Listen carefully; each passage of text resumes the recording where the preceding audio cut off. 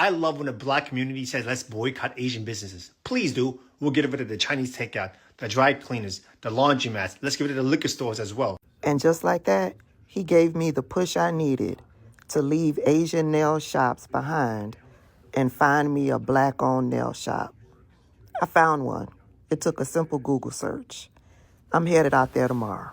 I love when the black community says, let's boycott Asian businesses. Please do. We'll get rid of the Chinese takeout, the dry cleaners, the laundromats. Let's get rid of the liquor stores as well. Get rid of the Jordans you guys wear, the Nikes you wear, the shower caps, the Hondas, the Hyundais, all your car electricians, the electronics in your house, the Sony, the TV system, your sound system, the microphones that you guys use to rap and speak about awareness for the black culture and the hip hop culture.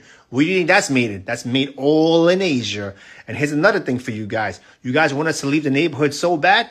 Oh, Asian people are not neighborhoods? We're in white neighborhoods. We have our own Chinatown. We have our own Koreatown. You think we really need you guys to benefit off and make money? A lot of us do go to college as well. You're being outworked by immigrants who barely speak English. And you're not embarrassed? Go to the bank, start your own businesses, and deal with your own people. I want to see your own women get on their hands and knees and do pedicures and manicures and deal with nasty-ass attitudes, okay? Please, boycott Asian business. I'm all for it. I don't know about y'all, but I'm serious about this shit.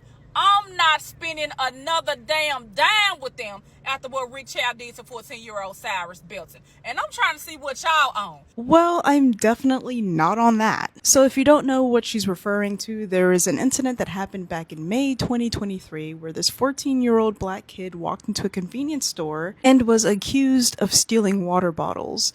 He later showed the owner that, hey, I don't have any water bottles. He emptied his pockets and then proceeded to leave the store. The owner and his son then chased after this kid and then unalived him by pew-pewing him in the back. The son said that the kid was brandishing a weapon towards them, so in self-defense, they unalived him. Sorry, it's hard to say the actual words. Now, the owner was found guilty of unaliving this kid. He served 3 years in prison.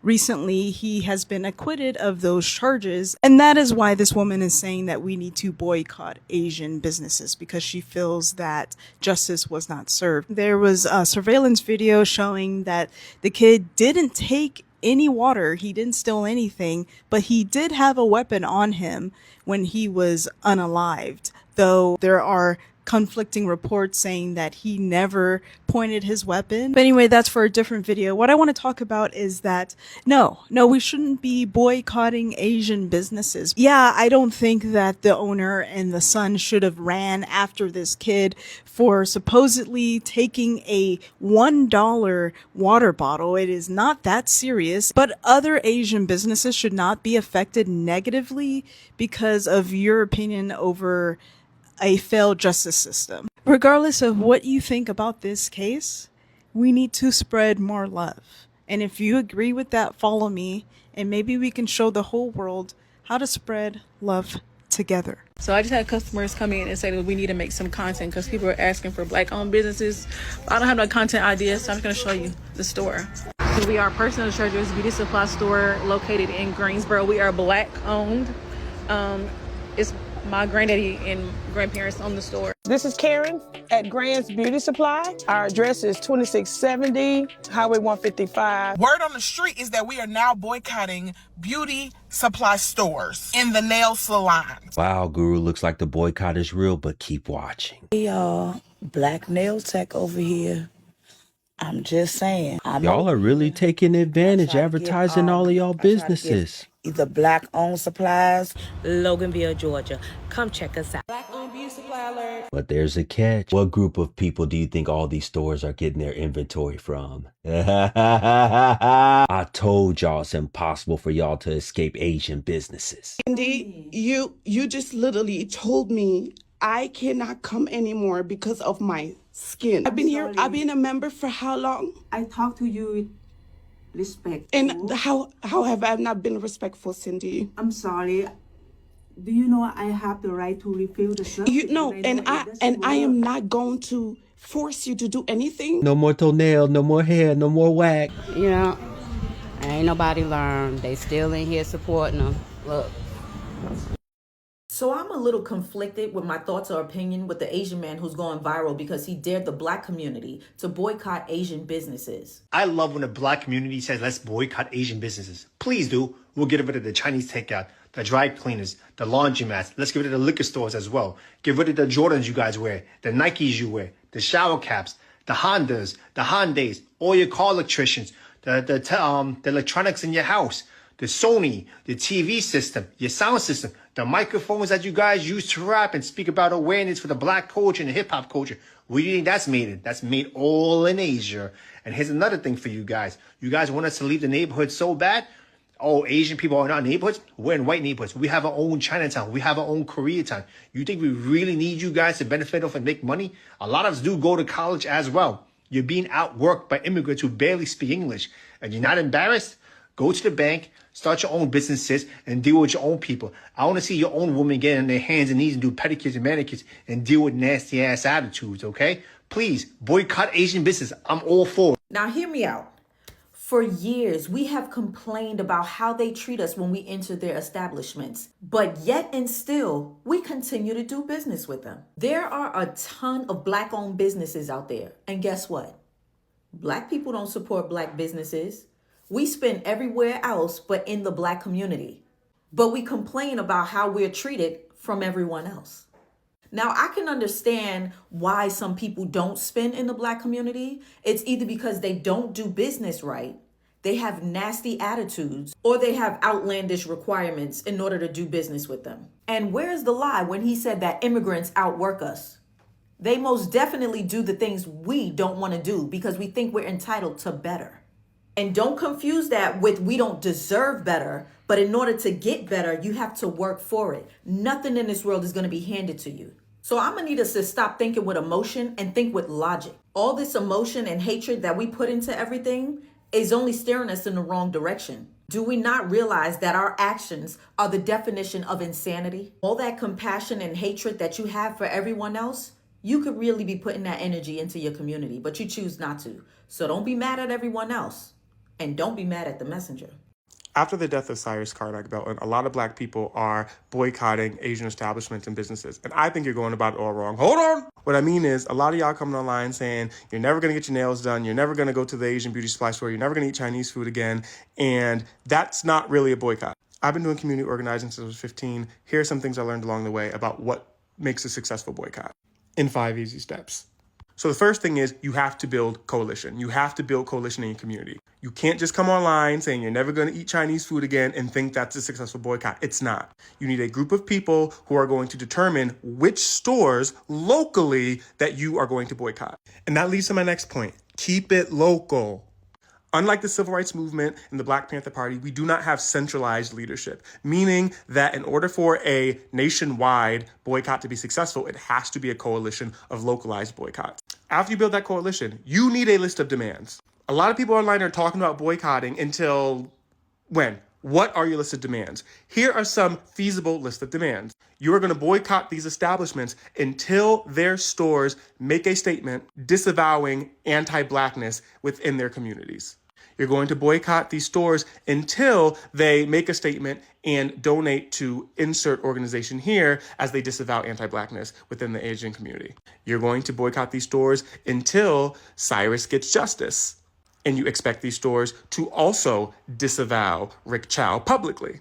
In order for this boycott to be successful with these specific stores and in your specific communities, you're also going to have to be in communication with these businesses. You're going to have to let them know that there is a boycott and these are the list of demands, and you're going to ask them to meet them. And if they meet them, you do not boycott. And if they do not meet them, you boycott them until they do. This might also look like holding up signs outside of the store, not on their property so the cops don't get called on you, but within enough distance of these shops and stores so that people who are going in to patronize these stores can see you, hear you, read the signs, and choose to bring their business elsewhere.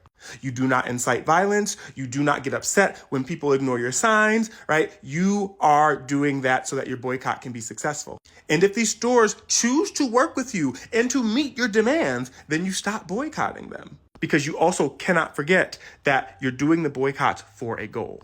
Thirdly, you need to offer alternatives to the businesses, to the goods, and to the services that you're boycotting. The Montgomery bus boycott did that by offering ride shares and carpools. So if you're boycotting a nail salon, you need to also find out places in your community that offer nail services, hair services.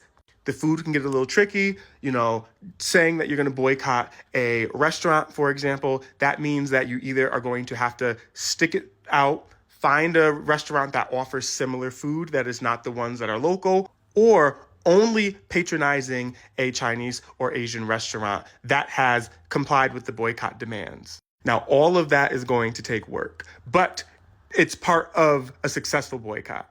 Remember, not all Asian people are to blame for this tragedy, but the relationship between Asian Americans and the Black community does need to be addressed. And it's a lot easier to be upset at people and businesses who do not meet the demands that you make when our people are being murdered, rather than an entire group of people. Good luck and Godspeed.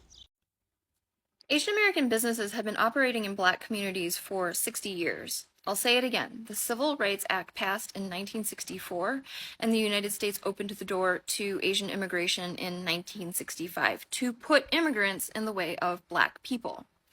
And this idea that the tension between business owners and customers is one of mutual cultural misunderstanding that could be overcome if they just got to know each other better, the time for that has long passed. And as I've said before, the problem with framing the misunderstanding as mutual is where one demographic owns the businesses and the other demographic has to pay. There's no mutuality. There is a power imbalance.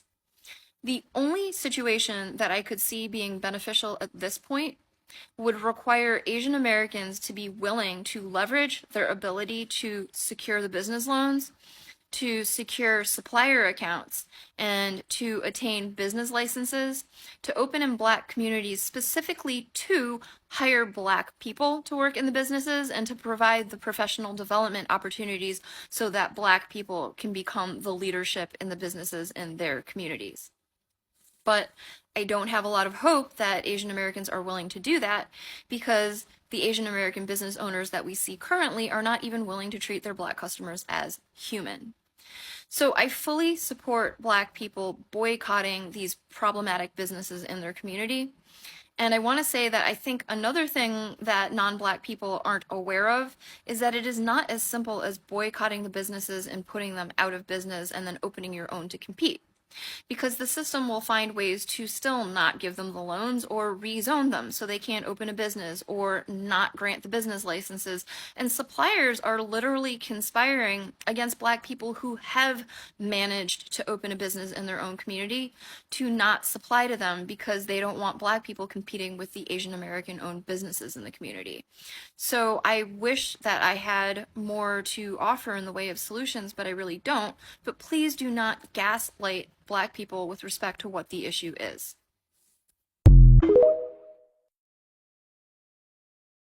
Ooh, did y'all hear that? Are y'all really gonna boycott the Chinese place, or y'all just talking? Okay, y'all always say y'all gonna do something, but then over time, y'all don't do nothing. Y'all word is not y'all bond, just like these relationships. You say you're not going to tolerate cheating, but yet you tolerate cheating. Okay? Maybe some of y'all need to pray about this. I don't know, honey. But I look forward to seeing if you guys really going to go through this. I'll be waiting, honey. I'm not going to hold my breath because I know how my brothers and sisters is. Just keeping it real.